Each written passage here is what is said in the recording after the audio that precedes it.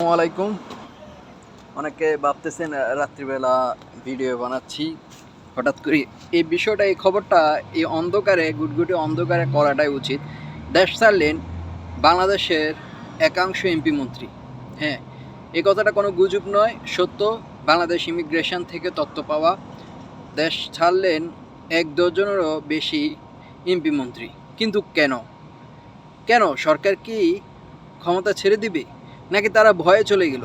প্রশ্ন থেকে গেল। এ সময় সরকারের, এই সময় ক্লান্তি লগ্নে সরকারের দুর্দিনের সময় এখন তারা চলে যাচ্ছে, দেশ ছেড়ে পালিয়ে যাচ্ছে। কিন্তু কেন? হ্যাঁ, তাদের নামগুলো আমি পরবর্তী ভিডিওতে আপনাদের কাছে তুলে ধরবো। যদি ভিডিওটা ভালো লাগে অবশ্যই শেয়ার করবেন। বাংলাদেশ থেকে ১ ডজনে এমপি মন্ত্রী পালিয়ে গিয়েছেন।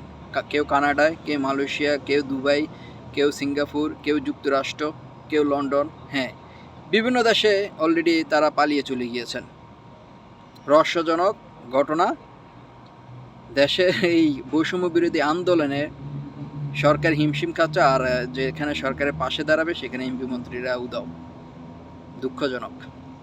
কীভাবে নিচ্ছেন আপনারা?